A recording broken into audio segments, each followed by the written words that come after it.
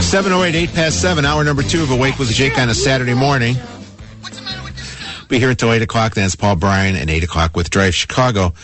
591-8900 is our phone number. We got some stories we're going to get to. Scott and Hume, good morning, Scott. What can I do for you? Good morning, Jake. The other day, you made a comment that just caught me by surprise, and that was when you expressed your opposition to the idea of armed faculty in our schools. And I was just wondering if you could elaborate a little bit as to what your concerns are of that idea. Having teachers carrying guns? Yes, sir. Certain individual teachers who choose to go through a certain, training, and then beyond. Not requiring every teacher to carry, but just if an individual teacher decided, I just think I think the school opens themselves up to liability issues, and I just don't think there should be have extra guns around school like that. Well, if there was a carry law that was set up in such a way that there was no more liability for teachers than any other individual, but there would be a liability for a teacher in a school because they work at the school. They're at work.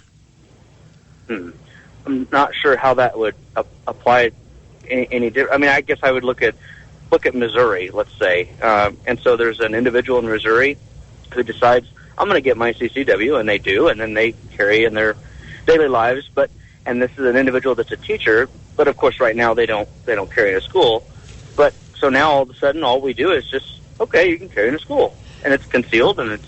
But if the teacher's in a situation, and you see this in fact, there was a story like this the other day at a shopping place where the security person went out and actually fired at the shoplifter, and now he's in this big heap of trouble, and the stores. Did he hit someone that he didn't intend to, or no? He hit the person he intended to hit, but he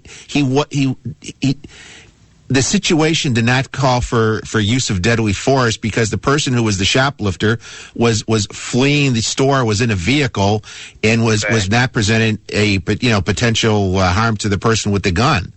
So now the store has a huge liability problem. It's kind of ironic because it's based on the person who was stealing from the store. They're going to get a ton of money from the store.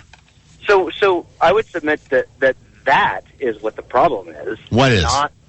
That the store was being robbed, and here's an individual that was trying to apprehend or stop or whatever, and now instead of it's like the person who was trying to do the right thing is in more trouble than the actual criminal. Do you see? I understand that, but you also have to be a good thinker and be sharp, thinking on your feet, and there are times you use your weapon and times you don't. And in the case of the store, the guy never should have used his weapon. And I don't know, you're going to have teachers with guns. That's just more exposure, needless exposure for the school. Well, I just think that's just where... For incidents that don't happen that often. Right. That's right. There are incidents that don't happen that often. So why would you take that risk for incidents that don't happen that often?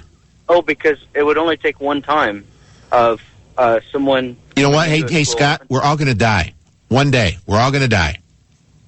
Oh, Jake. What? Now, come on. It's something you've never heard before? Are you telling me that if just one time an active shooter came into a school and there was a faculty member there who was armed and stopped it, that wouldn't... How many schools Scott, how many schools in this country?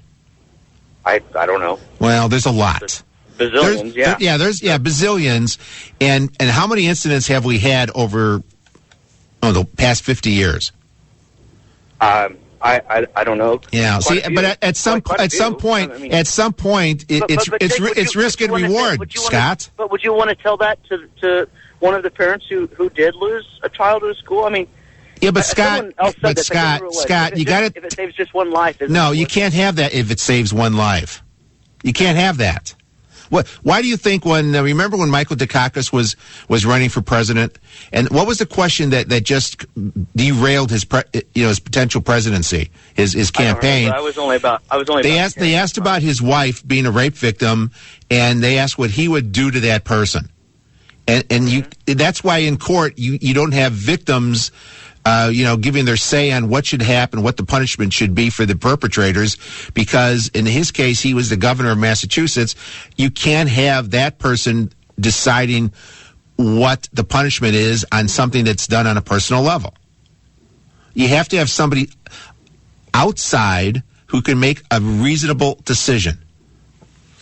And you can't arm, I know the NRA wants to arm, everybody, and it was kind of I think they just kind of co-opted where Biden's gun commission is going to go.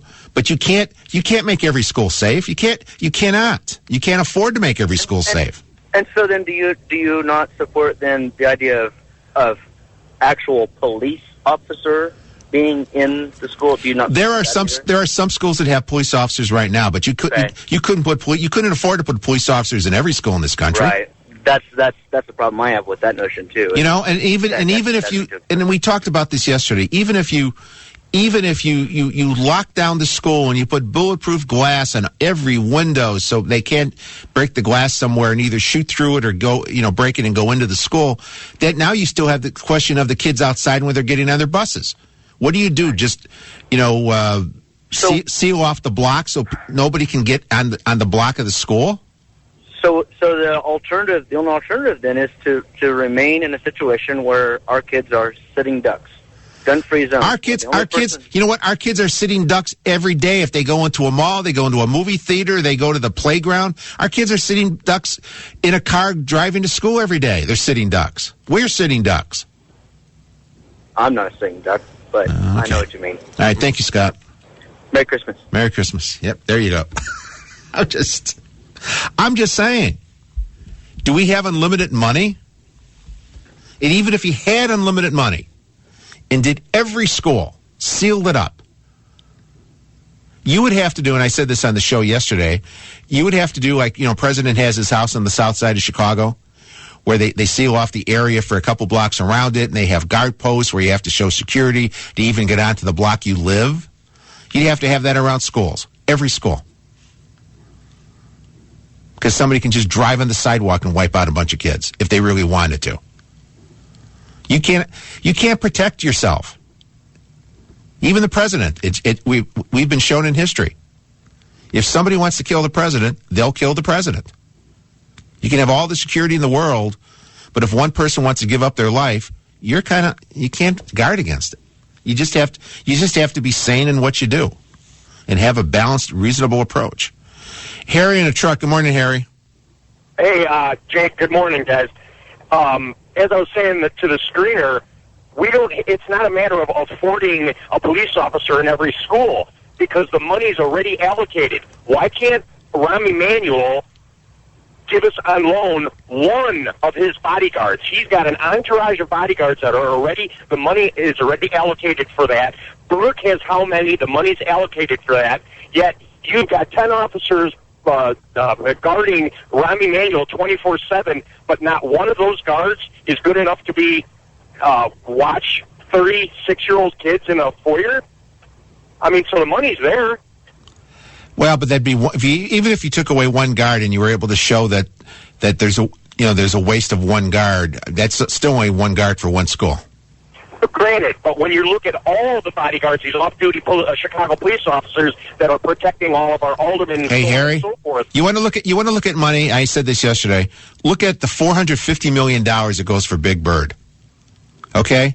Absolutely. Nancy Pelosi was talking the other day about, the seniors aren't going to get their Meals on Wheels and this and that. $450 million for Big Bird. The Sesame Street Workshop Corporation, nonprofit, whatever, they have tons and tons of dough that comes in every year. They spend a ton of money on salaries. Do they really need $450 million from the U.S. taxpayers? Absolutely not. Does Amtrak, does Greyhound Bus? Agreed. I'm on your side. I'm looking at GM. The taxpayers are going to take a $13 billion hit on the GM bailout. because it's the stock is not going up to $50 like it should, $50 a share like it should, and now we're starting to dump some of it. We dumped 20% of what the taxpayers own the other day, I think at $27 a share. I see that story. We're losing $13 billion on GM, and then I read they're giving out bonuses up to $7,000 each for the workers. Wow. And something's wrong there. I agree. I got 3 boys, and my 3 boys go from high school to middle school out in the western suburbs. Every one of the schools that they go to is like a fortress to get in there. And as far as I'm concerned, on the athletic events that they have on the weekend, which obviously is paid for by the athletic, paying the $5 to watch the wrestling tournament, the football game, so on and so forth, have local police officers fully dressed on duty here in case something's happening. That being said, you need... Now, one of these murders, or these mass murders that have been committed, number one, have all been committed in non-gun zones. So those people are sitting ducks. Number 2, all right, just like having that right there, one officer in the foyer, because not one of the guys, the bad guys, snuck through the air conditioning duct or the back door. They went right in through the foyers. Going back to my son's school, you've got to be buzzed in, then you're set in an open area, and then buzzed in a second time. They're fortresses already. Yeah, but you know what? And I got to let you go, but in the school, by us, the high school where our kids went, you get buzzed in, they take your identification, et cetera, but no one's patting you down. You're not going through a metal detector. Once I get my little pass, I can go anywhere in the school, and I can do whatever I want in the school. Absolutely, I agree, but at least a life might be lost, not 26. Thank you, Harry. Have a good day. Yes, here we are. Buckle up, strap it down. We're going to be right back at 7:20. 89 WN.